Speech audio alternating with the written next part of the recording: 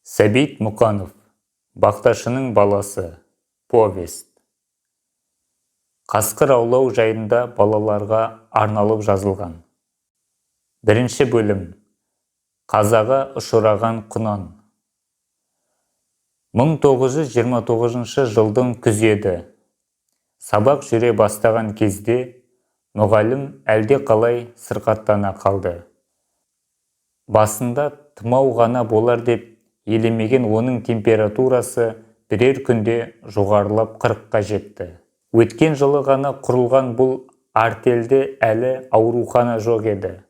Жақын жердегі аурухана аудан орталығында ғана, оның алыстығы бұл арадан 40-50 километр. Егін жинау науқаны қызу жүріп жатқан кез болғанмен артельдің председателі Шымболат мұғалімді пар атпен аудан ауруханасына апарып салды. Ондағы дәрігерлердің айтуынша мұғалімнің өкпесі қабынған. Сауығып шығуы үшін 10 шақты күн керек. Артельдің мектебі 4 кластық қана болатын, үй саны аз, сондықтан бірден артық мұғалімнің бұл мектепке керегі жоқ еді. Былтыр ғана ашылған бұл мектепті жоғарыда атаған тәжірибелі мұғалім еркін меңгеріп, саны шағын балалар түгелімен жақсы оқып келе жатқан. Мұғалім жазылғанша Шымболат балалардың ересек жағын егін жинау жұмысына шақырды. Өзге бала баруға ынта білдіргенде, Жандос дейтін бала Шымболатқа өз өтінішін айтты. Оның туған апасы өткен жазда көршілес колхозға ұзатылған еді. Араларында 10 шақты жасқа жақын айырмашылығы бар Жандос апасымен өте тату болып өскен. Жаз оқудан қолы бос кезінде 2 күннің бірінде ол ретін тауып апасына барып қайтатын. Күз болып шаруашылықтың қауырт шағы басталғаннан кейін апасына барудан ол қалған. Жеке барайын десе, әрі өзіндік көлік жоқ, әрі жалғыз баруға әзірге жасырақ, жасы 10-да ғана. Қарт атасы Бектас қой бағу жұмысында, әкесі Қамбар жайлауда жатқан жылқының бақташысы. Ол үйіне келмейді. Әжесі Бүбі орталықтың сиырларын сауады. Шешесі Бәтия егін жинау жұмысында. Бұл үйдегі бар жан осылар ғана. Апасын шектен шыға сағынған Жандос, мұғалім ауырғаннан кейін атасын да, әжесін де, шешесін де барып қайтуға үгіттеп еді, еш қайсысының да атқарып жүрген ісінен қолы тимейтін болды. Ол жаққа баратын басқа адамның да жобасы көрінбеді. Жандостың жеке баруға ойы кетті. Бірақ апасының ауылы жаяу баратын жер емес. Жандостың ауылынан апасының ауылы 15-20 шақырымдай жер, оған атпен бару керек. Ал тік тұяқты жылқы бұл үйдің өз меншігінде жоқ. Бірақ қажетті жұмыстары бола қалса, артельдің председателі бұл үйдің көлік бермей бетін қайтарған емес. Бұл жолы да солай болды. Үй ішінен еріп ешкім бармайтынына көзі жеткен ол артель председателі Шымболатқа жай жапсарын айтып еді. «Жақсы», деді Шымболат. «Қорада тұрған мінгі жуас бір құнан бар еді, соны берейін. Бірақ барған жеріңде қона қалсаң, шөп салып қорасына байла. Тұсау жіберсең не бетімен кетіп, таптырмай әуре қылар, не ит құсқа кезігіп жазым болар». Жандос апасының үйінде 2 күн қонып, өз үйіне 3-ші күні іңірде келді. Келіп келген құнан ауыл жатқанша суып байлауда тұрды. Келе сала ойынға кетіп, кеш оралған Жандос суынған құнанды жатар алдында отқа қояйын десе, үйінде шөп жоқ. Артельдің ауыл маңына үйілген маясынан сұраусыз шөп әкелуге болмайды. Сұрап алуға басқарма мүшелерінен ауылда кісі жоқ. Олардың кейбірі егіннің, кейбірі мал шаруашылығының жұмысымен ат үстінде жүр. Құнанды тұсап жіберейін десе, ауылдың маңайы тақыршақ. Ұзатып апарып тұсайын десе, Шымболаттың ит құсқа кезігіп жазым болар деген сөзі есіне түседі. Бос жіберейін десе, ауылдағы жылқы атаулы түнгі өріске кеткен. Құнан оларды таба алса жақсы, таба алмаса бетімен қаңғырып кетуі мүмкін ғой. Оты бар жерге тоқтай қалатын жасамыш жылқы емес, жас жылқы үйір таппай тына ма? Не істеуге білмеген жандос қойдан келіп іңірде ұйықтап қалған атасы Бектасты оятып сұрап еді. Шала ұйқылықтың салдары ма, немесе ерінгендік пе? Далаға шыққысы келмеген қалпын көрсеткен шал керіле есіне сөйлеп: аяғына өре салып қоя бер, бөтен жер емес, өз жері, ұзап ешқайда бармайды, деді. Бала ит құс жайын ескертейін деп еді. Ерінген шал: алладан, жібере бер, деді де ұйқы жеңіп қисая кетті. Сөйте сал балам, деді ұйқыдан оянған әжесі. Атаңды мазаламай-ақ қой.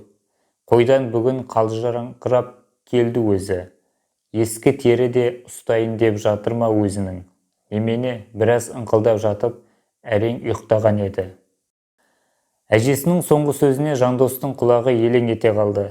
Ес білгелі байқауынша, бұлайша дені сап-сау атасының кейбір кезде терім ұстады деп жатып қалатыны бар. Оның не сырқат екенін жандос білмейді. Тек қана оның білетіні, егер тері ұстаса, ақылап, ухілеп өле жаздайды. Аласұрған шалдың сарнауы кейде шектен шығып, аяғы сандыраққа айналып кетеді. Солай арпалысып жатып терлейді де, тер құйыла келе сарнауы бәсеңдеп, біраздан кейін ұйықтайды. Бір ғажабы, егер терлесе, сол күні құлан таза сауығып кетеді. Атасын жақсы көретін жандос оның тері ұстауынан өте қорқады да, шалды аяйды да. Әжесі ескі тері ұстайын деп жатыр ма өзінің? Немене дегенде жандостың денесі түршіге қалды да, қисая беріп қорылдауға айналған атасын тағы да мазалауға әрі батылы жетпеді, әрі аяды. Сөйте ғой, күнішегім, деді әжесі. Немересі үнсіз отырып қалған соң: жер қара, күн жылыда ит құс малға тие қоймас. Ұзап кетер десең, аяғына шідер сал. Суып та, ашығып та тұрған құнан жандосты оқыранып қарсы алды. Үстін сипаса, тері құрғап, денесі салқындап болыпты. Шідерді ол үйден ала шыққан еді. Байлаудан шешкен құнанның тізгінін бір қолына, шідерді бір қолына ұстап, ол ауылдан былай шыға құнанның үш аяғын тұсады. Сөйтіп жүргенін сыпырып еді. Тақырлау болғанмен, көктеп тұрған жерге құнан басын салмай, жан жаққа құлағын тіге кісінеп, үйір іздеген қалпын көрсетті. Ықтиярына салса, құнанның бұл маңайға тоқырар түрі жоқ. Құйрығын тігіп ап, бірақ тартқалы тұр. Өйтуге үш аяғы бірдей тұсаулы. Сонда да тұрғысы келмеген құнан ырғала қимылдап, ілгері жылжымақ болады. Бірақ шідермен жүруге үйренбеген жас жануар кібіріктеп жөнді жылжи алмайды. Жандос құнанның қасында біраз тұрды. Үйірсіреген құнанды аяған ол, шідерін алып босатуға бір ыңғайланды да, есіне ит құс түсіп, олай істеуге жүрексінді. Қайта жүгендеп шідерін алып, алысырақ жерге барып, отын қандырып әкелуге бір ойлап еді. Бүгінгі түн тастай қараңғы, әрі желкем екен, оған да батылы жетпеді. Үйге апарып қайта байлап қоюға кісінеп мазан алатын. Не істерге білмей дағдарған жандос, аздан кейін атасының ақылын есіне түсірді де, құнанның бір аяғын босатып, алдыңғы және артқы бір аяғынан шалыс өре салып қоя берді. Аяқтарын теңселе басқан құнан шіңгірлеп бір-екі рет кісінеп алды да, ілгері тартты. Жандос сол орнында тұрып қалды. Аузын жерге салмастан, анда-санда кісінеп қойып, құнан қараңғы түннің түкпіріне қарай сүңгіп кетіп бара жатыр. Ойына әлдене қауіп түсіп, бала құнанды аяп тұр, бірақ соңынан ұмтылмайды. Алыстап бара жатқан құнанды қууға қараңғы түнде жүрексінеді, әрі қорыққанға қос көрінеді дегендей, құнанға қарай жүрейін десе, алдыңғы жағынан әлденелер қараңдап қозғалған сияқтанады. Аздан кейін құнан ұзап кетті. Енді қарап тұруда мағына жоғын көрген бала амалсыздан үйіне қайтты.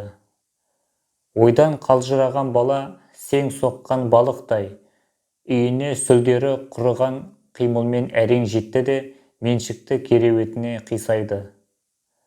Бірақ ол көпке дейін көзін жұма алған жоқ. Жұмайын десе-ақ әлденедей қорқынышты бірдемелер елестеп, денесі түршіге қалады. Сөйтіп жатып қалай ұйықтағаны ол білген де жоқ. Мүмкін ол солайша ұзақ ұйықтар ма еді, қайтер еді, егер біреудің айғай салған даусынан оянып кетпесе. Жандос көзін уқалай түрегелсе, мезгіл күндіз болыпты. Үйде өзінен басқа ешкім жоқ. Әлдекім терезенің алдында кім бар бұл үйде, деп айқайлап тұр. Түрегеп барып қараса, жайлаудағы жылқыда әкесі Қамбармен бірге жылқы бағатын Қалқаман дейтін жас жігіт. Жандос үйден жүгіре шықты. Жан жоқ екен десем, біреуің үйде бар екенсіңдер ғой, деді Қалқаман. Я, амансыңдар ма? Қашан келдің? Деді Жандос. Келе жатқан бетім осы. Әкеңнің айтқан сәлемі бар еді. Жолшыбай айта кетейін деп едім. Түс үйге. Түспеймін, асығыспын. Неменеге асығасың? Деді Жандос. Олай деуі Қалқаманның жақын ешкімі де жоқ, жалғыз. Әке-шешесінен кішкене кезінде жетім қалған ол мектептен бастауыш қана білім алды да, одан кейін жылқы бағу жұмысына араласып кетті. Жазғысы жылқының басында болатын ол, егер ауылға келе қалса, серіктерінің біреуінің үйіне түсетін. Сондай үйдің біреуі Жандостікі. Сөйтетін Қалқаманның сырттан сөйлеп тұрғанына Жандос қайран қалды. Бірақ Қалқаман Жандостың неге асығасың деген сұрауына манағы жауабын қайтарып, тағы да асығыспын деді. Неменеге асығыссың? Деді Жандос. Басқармаға барам. Артынан барасың? Жоқ, өте тығыз жұмысым бар. Не жұмыс еді? Деді Жандос, Қалқаманға таңдана қарап. Артелдің бір құнанын қасқыр жеп кетіпті. Жандостың жүрегі тас төбесіне шыға келді. Қандай құнан? Деген сөзге денесі дірілдеген күйі оның аузына әрең келді. Ауылда жүретін күрең қасқа құнан бар еді ғой, деді Қалқаман. Біреу соған шідер салып жіберген екен. Қасқыр жарып жеп кетіпті. Қайда? Деді үрейі ұша түскен Жандос. Балықты көлінің жағасында. Жандос еңіреп жылап жіберді. Аттан секіріп түсе қалған Қалқаманға оны уату жеңілге түскен жоқ. Ұзақ уақыт әуреленіп, тілге әрең келтірсе, құнанның өліміне айыпты Жандостың өзі екен. Жандос арасында қатты күйзелді. Егер ол құнанды шын болаттан сұрап мінбесе, мінген құнанды түнде тұсап жібермесе, құнан мұндай қазаға ұшырамас еді. Енді міне, құнан сұрап мінудің аяғы мынаған кеп соқты. Өзінікі болса бір сәрі, онда да аянышты болар еді. Бірақ дәл мынадай ауыр болмас еді. Соны айтып, Жандос қайтадан өксіп жылауға айналды.